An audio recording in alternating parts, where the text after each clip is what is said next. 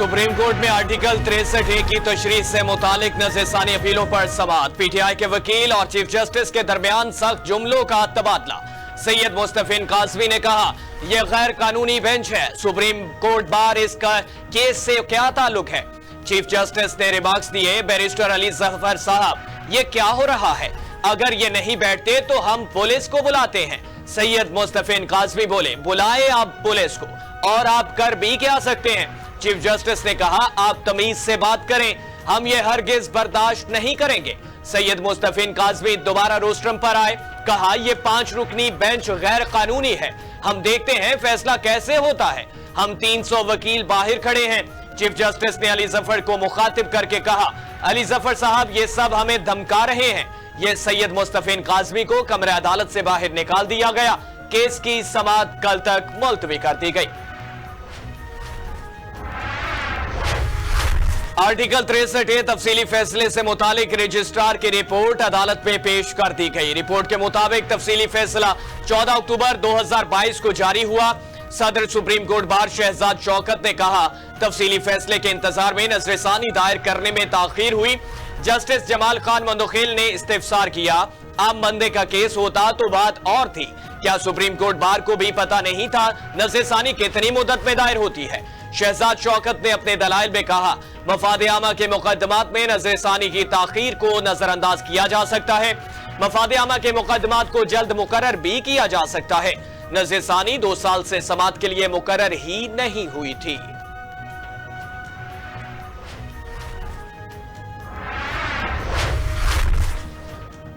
मैं पहले बयान दे दूं, अली जफर की इस्तदा, बोले नजरसानी दरखास्त ताखीर से दायर हुई इसलिए मुकर्रर नहीं हुई। अदालत में बयान नहीं, गुजारिशात सुनते हैं। बयान देना है तो साथ वाली इमारत में पार्लियामेंट में जाकर दें। आप बताएं, नजरसानी फैसले के खिलाफ होती है या वजूहात के खिलाफ। दौरान समाअत चीफ जस्टिस के रिमार्क्स।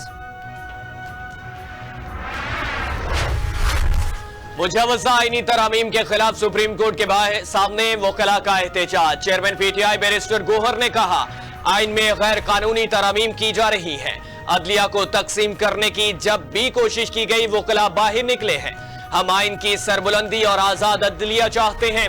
सलमान अकरम राजा बोले, अपील करता हूं, तारीख के अहम मोड़ पर हक और सच का साथ दें। आइन में तरमीम का मकसद काला कानून और कठपुतली अदालत बनाना है। मुल्क में आइन रहेगा ना कानून। लतीफ खोसा ने कहा कि आइन पर शब खून मारा जा रहा है। पहले भी खून देकर अदलिया को आजाद कराया था, अब भी कराएंगे।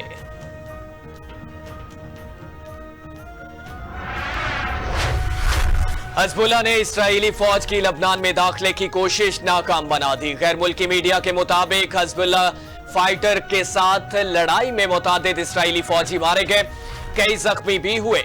इसराइल ने 20,000 के करीब फौजी लबनानी सरहद पर तैनात कर रखे हैं। इसराइली फौज ने लबनान में दाखिल होने की कोशिश की।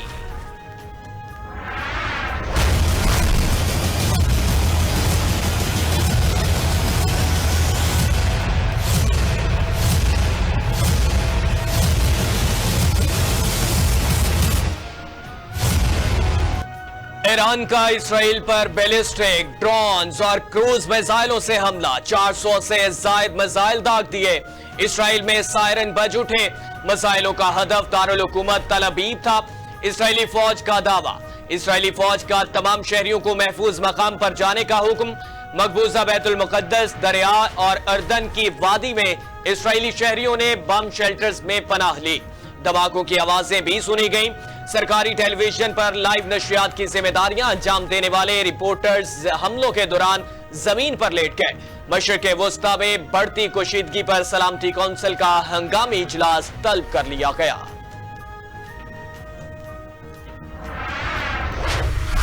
तल अबीब में फायरिंग के वाक़े में 8 इसराइली हलाक, 7 जख्मी हो गए। पुलिस के मुताबिक हमलावरों को हलाक कर दिया गया। सूरत हाल कंट्रोल में है। इसराइली दारुल हुकूमत तल अबीब में फायरिंग का वाकया इसराइल पर ईरान के मिसाइल हमले से कुछ देर पहले पेश आया। दूसरी जानिब पासदाराने इनकलाब के तर्जुमान ने कहा कि हमास के सरबराह इस्माइल हनिया, हिज़्बुल्लाह के सरबराह हसन नसरुल्लाह और पासदाराने इनकलाब के कमांडर नलफरो शान की शहादत का बदला लेने के लिए हमने इसराइल को निशाना बनाया।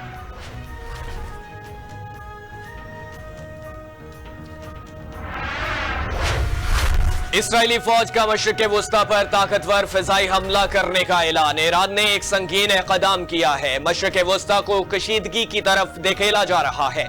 इसराइल और अमरीकी फिजाई दिफाई निज़ाम ने ईरानी मिसाइलों को रोकने के लिए मौसर तरीके से काम किया।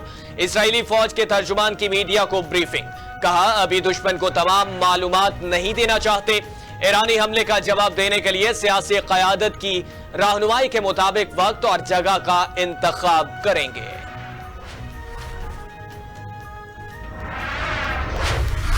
ईरान ने हमला करके बहुत बड़ी गलती कर दी, इस कीमत को चुकाना होगा। इस्राएली वजीर आजम नेतन्याहू की अस्करी क़यादत के इजलास में गुफ्तगू, कहा इसराइल गाजा, मगरबी किनारे, लबनान, यमन और शाम में बुराई के महवर से लड़ रहा है। जो भी इसराइल पर हमला करेगा इस पर हमला किया जाएगा। इसराइल पर ईरानी मिसाइल हमला नाकाम होने का भी दावा। इसराइली फौज के तर्जुमान ने कहा कि ईरानी मिसाइल हमले का मकसद हजारों इसराइली शहरियों को हलाक करना था। इसराइल पर तकरीबन 180 बैलिस्टिक मिसाइल दागकर हजारों शहरियों को हलाक करने की नाकाम कोशिश की गई। इसराइल पर अगला हमला इससे कहीं ज्यादा तकलीफदा होगा। ईरानी सुप्रीम लीडर की इसराइल को वार्निंग। आयतुल्लाह खमनई ने कहा कि अल्लाह की मदद से मज़ाहमत महाज जो ज़रबे सेवनी रियासत को लगाएगा वो इससे कहीं ज्यादा शदीद और तकलीफदा होगी। ईरानी वज़ीर खारिजा ने कहा हमला मुकम्मल हो गया। इसराइल ने जवाबी कार्रवाई की तो फिर भरपूर जवाब दिया जाएगा। ईरान ने इसराइल के खिलाफ अपने दिफा का इस्तेमाल किया। एक्स पर जारी अपने बयान में लिखा, हमने जवाबी हमला करने से कबल 2 माह तक इंतजार किया कि शायद गाजा में जंगबंदी हो जाए। इसराइल ने यूएन सेक्रेटरी जनरल को दहशतगर्दों का हमायती करार दे दिया। एंटोनियो गुतेरेस के तल अवीव में दाखिल होने पर भी पाबंदी आयद। इसराइल हुकाम ने कहा कि जो ईरान के हमले की मजम्मत नहीं कर सकता वो इस बात का अहल नहीं कि इसराइल में दाखिल हो। ये इसराइल मुखालिफ सेक्रेटरी जनरल हैं जो दहशतगर्दों, रेपिस्ट और कातलों को सपोर्ट करते हैं।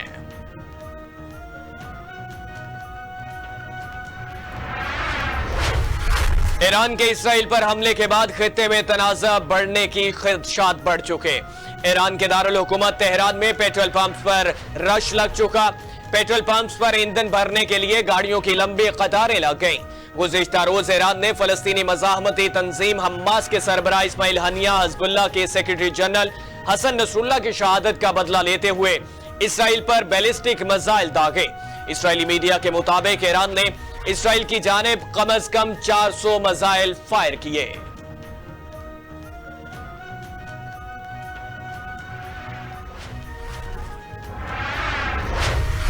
जो बाइडेन का अमरीकी फौज को इसराइल के दिफा का हुक्म। अमरीकी सदर ने व्हाइट हाउस में सलामती काउंसिल का हंगामी इजलास बुला लिया।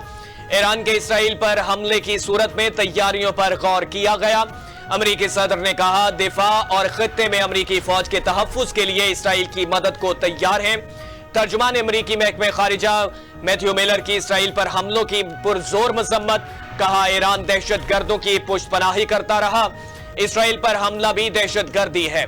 खित्ते में जंगबंदी चाहते हैं लेकिन हम्मास मुज़ाकरात की मेज पर नहीं आ रही। हम्मास के मुज़ाकरात पर राजी ना होने की वजह से जंगबंदी नहीं हो सकी।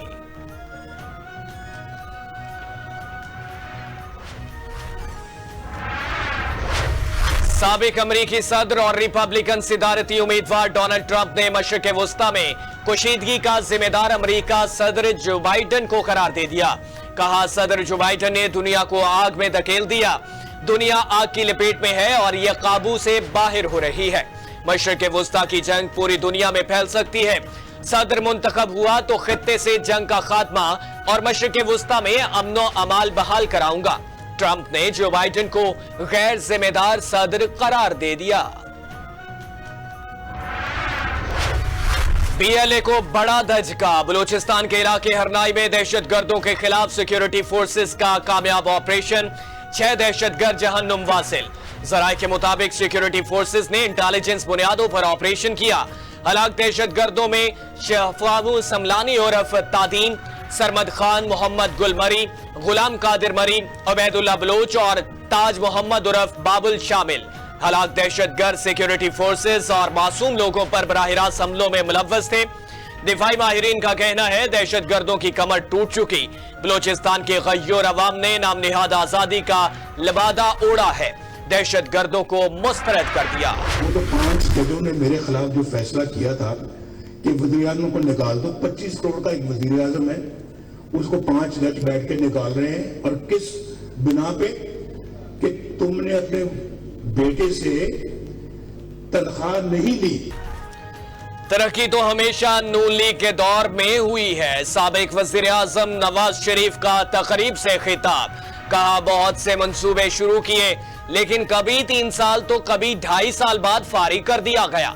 अगर काम करने दिया जाता तो मुल्क में एक भी शख्स बेघर ना होता। केपी में कौन सा तीर मारा है जो हर रोज पंजाब पर चढ़ाई की कोशिश करते हो? क्या तुम लड़ाई और फसाद चाहते हो? पंजाब और खैबर पख्तूनख्वा में खून खराबा चाहते हो? बानी पीटीआई और बुशरा बीबी के खिलाफ तोशाखाना 2 केस में फर्द जुर्म की कार्रवाई मौखर। स्पेशल जज सेंट्रल शाहरुख अरेंजमेंट समात की। दौरान समात बानी पीटीआई ने कहा कि मुझे वकला से मुशावरत की इजाजत नहीं दी गई, अपने वकला से मुशावरत करना चाहता हूं। अदालत ने कार्रवाई 5 अक्टूबर तक मौखर कर दी।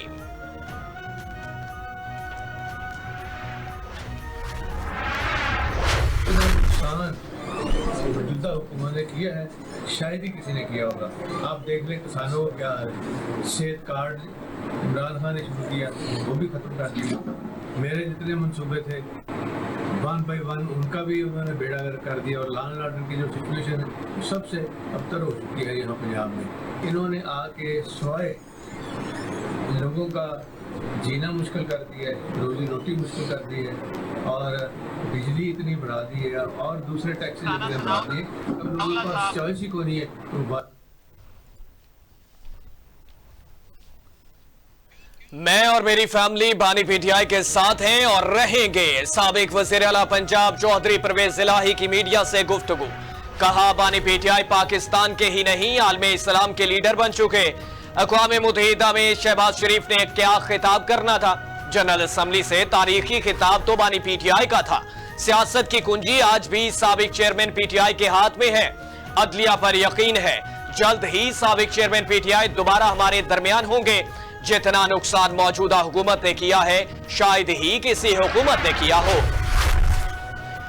इंट्रा पार्टी इलेक्शन के इलेक्शन कमीशन ने पीटीआई को दस्तावेजात जमा कराने के लिए मजीद मोहलत दे दी। Member election commission Nisar Durrani की सरबराही में 4 रुकनी बेंच ने PTI intra party election case की समाअत की। Chairman PTI barrister Gohar election commission में पेश हुए। मौकिफ इख्तियार किया कि intra party election record FIA से हासिल करने के लिए अदालत से रुजू किया है। 10 दिन तक रिकॉर्ड मिल जाएगा। दस्तावेजात जमा कराने के लिए मजीद मोहलत दी जाए। इलेक्शन कमीशन से इस्तदा। बैरिस्टर गोहर ने कहा उम्मीद है अब इलेक्शन कमीशन हमारे इंट्रा पार्टी इंतखाबात कबूल करेगा कि इसकी समाअत 22 अक्टूबर तक मुलतवी।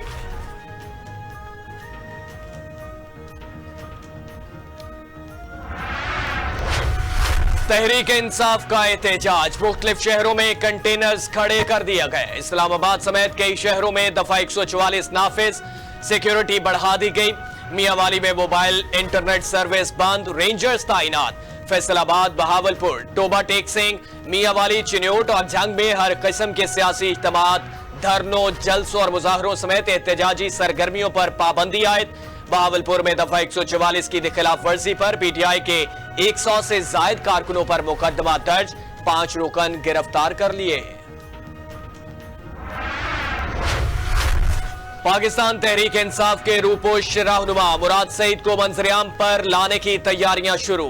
खानदानी जराये के मुताबिक मुनासिब वक्त आने पर मुराद सईद को मंजर-ए-आम पर लाया जाएगा। कानूनी तहफ्फुज मिलते ही मुराद सईद मंजर-ए-आम पर आ जाएंगे। मुराद सईद के खिलाफ मुल्क भर में दर्ज मुकदमात की तफसीलात हासिल कर ली गई।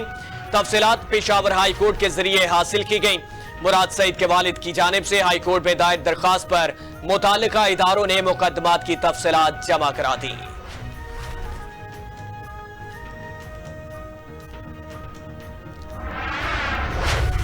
नून लीग के सदर नवाज शरीफ का एक बार फिर लंदन जाने का प्रोग्राम मुअख्खर। जराये के मुताबिक आईनी तरमीम के बाद साबिक वजीर आजम ने लंदन जाने का प्रोग्राम मुअख्खर किया।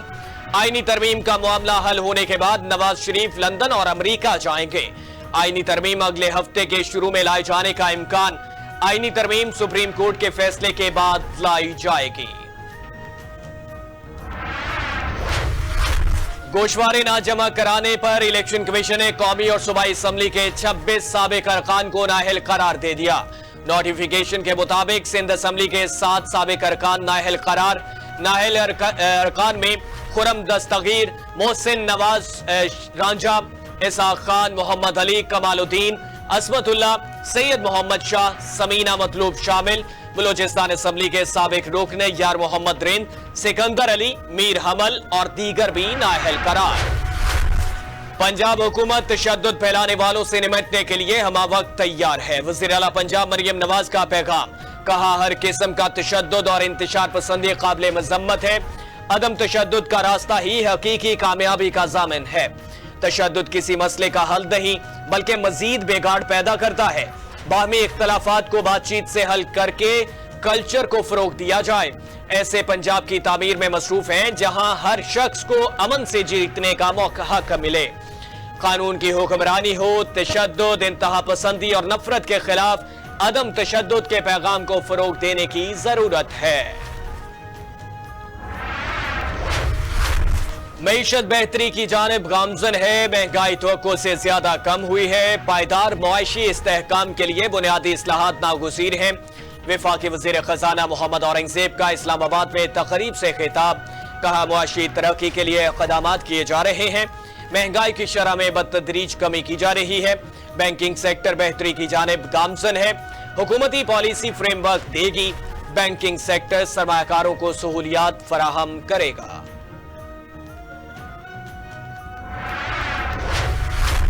थाईलैंड में स्कूल की बस में खौफनाक आग भड़क उठी। 20 बच्चों समेत 23 अफराद हलाक, जबकि 19 ने छलांग लगाकर अपनी जानें बचाई। प्राइमरी स्कूल की बस में 50 के करीब कमसिन बच्चे और असातिज़ा सवार थे, जो शुमाली सूबे अथाई थानी के सियाही दौरे से वापस आ रही थी। ऐनी शाहिदीन के मुताबिक तेज रफ्तारी के बायस बस टायर फटने के नतीजे में सड़क किनारे लगे बाढ़ से टकराकर उलट गई, जिसके बाद बस में आग भड़क उठी। टेस्ट सीरीज खेलने के लिए इंग्लैंड क्रिकेट टीम मुल्तान पहुंच गई। टीम की क़यादत ऑलराउंडर बेन स्टोक कर रहे हैं। टीम 2 रोजा आराम के बाद 4 अक्टूबर से अपनी प्रैक्टिस का आगाज करेगी। मुल्तान क्रिकेट स्टेडियम में पाकिस्तान और इंग्लैंड के दरमियान पहला टेस्ट मैच 7 अक्टूबर को खेला जाएगा। दूसरे टेस्ट मैच का आगाज 15 अक्टूबर से होगा। बाबर आजम ने कौमी क्रिकेट टीम की कप्तानी से इस्तीफा दे दिया। मुस्ताफी होने की वजूहात सामने आ गईं।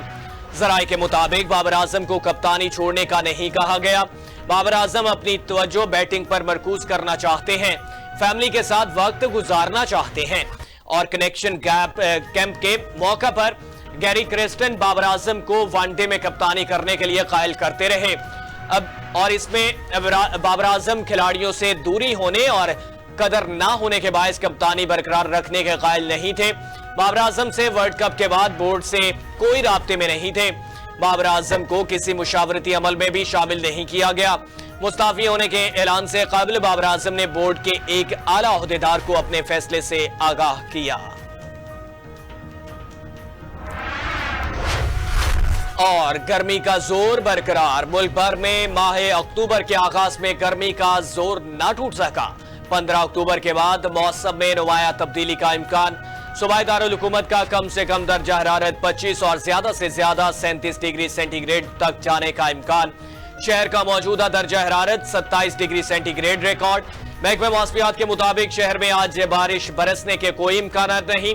दिन गर्म जबकि रातें ठंडी महसूस की जाएंगी। 15 अक्टूबर के बाद मौसम में नुमाया तब्दीली मुतवक्के।